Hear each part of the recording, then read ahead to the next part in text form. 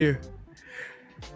Ladies and gentlemen, if you do not know, we do YouTube segments on here. So if you ever see me introducing a YouTube segment, that's because I'm doing that. Hey, for those of you on YouTube, you should really be here because it's mad fun. Anyway, I want to talk to y'all about who's on my screen right here. Yeah, that's right. So one day I finished a stream and I was like, yo, I always wonder if I'm gonna find like the next streamer that like I enjoy, because I have my like network of people, and besides like Hassan Abi, besides the Surfs, besides Dylan Burns, besides Avoiding the Puddle, besides Lil Majin, generally the people that I make friends with on Twitch are the people that I watch. Like, I don't watch streams just yet that I like experiment with, like, oh, I'll go check out this random person's stream. I've done it once or twice, but like I don't go out of my way to do it. Comfort watching, you know how we do. I already know why y'all watched the last season of The Office 34 times in a row. It's okay. Grab some Chinese food, grab your blunt, and let's just have a party. Anyway, so I decided to go down the recommended, and there was one dude there, and his name was Senpai Selection, and he had like this kind of cool logo, but like I couldn't see it. It was just blue and black and yellow or something like that. It was from what I remember. I don't have this ingrained in my head. I wasn't planning to tell the story. And he's here now, so I could just hover over his card. Yeah, it was blue and black. It's got his name. It's a nice emblem.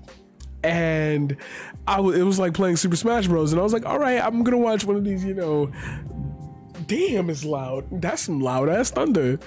And I went down and I clicked it, and I didn't look at his viewer count. I did look at his viewer count, and but I didn't look at his follower count. And I should say theirs, because y'all know we pronoun fair here. But it doesn't matter. I'm hyper analyzing things because I'm about to approach a massive amount of politics in about 20 minutes, and I don't want to do it. But we're here though. I looked at his stream setup. And you know how some streamers just have like the common setup? It was like you know how they got there. It's nothing that like tags your eye as different. Like you could say like Tim the Tatman and like every streamer under 5 don't have the same setup. You know that, like, okay, Tim the Tatman, that look polished, that look clean. This looks clean. Everybody says this looks clean. I should turn down that light. See, guys, for those of you watching on YouTube right now, if you were here, you could pick the color, but you can't because you're not here. There we go. That's much better. Oh my God. Matter of fact, I should just turn off that light altogether and see how we feel. I mean, this is my late night lights. I don't like doing this with the. This is my late night light. Like, this is late. Anyway, so I'm looking down and I'm looking at his setup, and it's like, it's in the right place. He's got his screens in the right areas, and the audio was clear and precise. There wasn't too many issues with the light. It just hit. I'm gonna put it to you that way. Like, his setup just hit. It made me feel like he was a big streamer. So I'm like, oh, look, and see, that's how you gotta get bigger, bro. Like, you gotta have, because you look at this dude, probably got like 140K followers or whatever. He's one of them dudes, one of the well-known like Smash players. And I found somebody, because as you guys know, I just started playing Smash again. I used to be really good at Smash 4. I was topping tournaments. I was thinking about Evo, and then Smash Ultimate came out and my life exploded, and after 4 years I finally put that shit together. So I'm gonna reclaim my glory as the top Smash player. Anyway, I looked down at his followers and it was under 1,000, and I was like, that's not right. That's not right. That production value, the energy, like, and he was going, I think had been going for a hot minute too. Like, it was definitely 3.5, 4 hours in, if not way longer. So it was like to keep that up, like maybe he's got his own space, you know. I was like, that reminds me that it takes time. And I just liked his stream after that because of that. It was like, yeah, that you're a person I want to talk to. You're a person that we follow each other on Instagram. You're a person that I let me see your cool updates. Like, I gotta post more on Instagram. I have to. Oh my God. I have like, what's the guy's name again? We could shout him out one more time. Absolutely.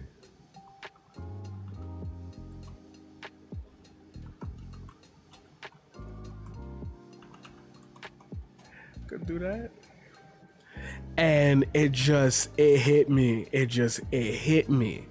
Because, you know, for all that I do on this stream, like, for the majority of my streams, like, I have a general negative outlook on life because we're talking about, like, things about, you know, the government and people saying dumb shit about vaccines. And, like, I'm trying to explain it in a layman's terms so I don't have to go into the scientific, like, all right, let's spend half an hour doing the actual research and writing a paper. Like, this isn't a college course. So I appreciate you. So, of course. So I did the long C's way too hard. Anyway, I felt like that was the lesson that I'd been putting in my YouTube videos about, like, things that you need to prepare for if you're going to be a streamer. Like, I can tell you what's coming, but I also experience it and my brain doesn't just excuse it away. So it makes me understand the way we think about our content as the you know, the little crowd. Like, we are our own community, and we're like, at some point it gets concentrated on the one person, boom, that's the guy. Then later on and it's like, I can't tell myself I want to give up because I'm not seeing this or that, or retention numbers, or I got somebody to watch for 30 minutes and then they left. I know I've been repeating that a lot, but this was really the lesson when I started looking at that streamer, because it was like, yeah, I feel you. I can see certain nuances in the way you move on camera that tells me about, like, things that I once did or things that I might do in the future. And it was refreshing. It was comforting to look at somebody who had the chat I was looking for, the audience I was looking for. And it's like, you do get comfortable. And when you get comfortable, people will start to, you know, notice you and say, hey, okay, I'll come back. I'll come back. I won't be here all the time because I'm not a, you know, slave to Twitch, but I'll come back.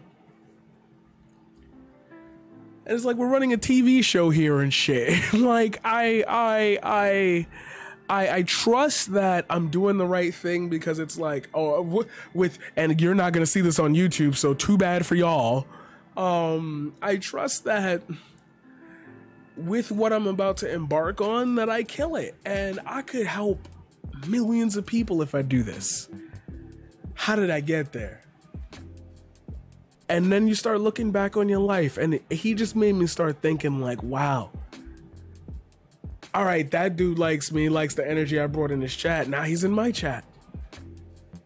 One day, somehow, maybe some way, I'll run into him on the street and we'll just chat about that shit, and it'll be a memory. Yo, you want to go get a drink? And we'll talk about shit. And then he might know somebody, or I might know somebody that can help them with the next thing. Boom, now we both in $2 million mansions, all because I wanted to say hi to somebody. And that's kind of what I want to stress for the ending of this segment here.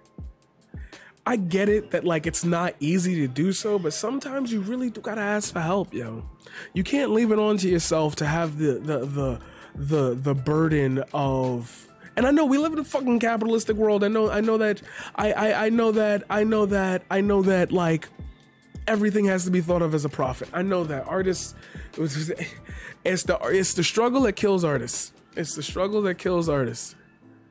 But, like, you sometimes you do have to just say, hey, I'm not saying you gotta run up and say, hey, I'm important, look at me. But, like, if you really feel like it's worth it and you know how to carry yourself, like, don't be afraid of putting yourself out there. And if you are afraid of it and you don't know how to carry yourself, give it time. I can't give it time. I'm dealing with a clock of emotions and stuff that is forcing me into this, like, I have to keep doing, I have to keep working. But I'm working on that. That's a personal thing. The general case of what you should be doing, just being yourself. And I know I've talked about struggling with that myself. Tell me y'all heard that. Oh my God, I have to check the VOD and see if y'all heard that. Oh my God. Sound like Mack trucks colliding. I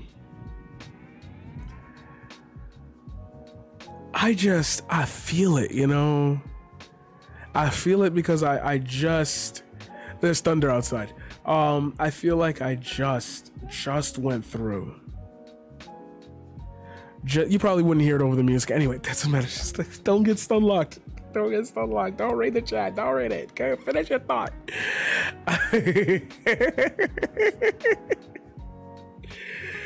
Oh, mega lol. Anyway, there are people who are not gonna like what you do, but that's because they have different tastes. Just because you're here doesn't mean everybody has to be paying attention to you. It matters if you're paying attention to just being there for yourself. And that's something that a lot of us just can't fucking do. It's okay. It's okay. We're gonna get there though. Together. Paradigm shift, baby.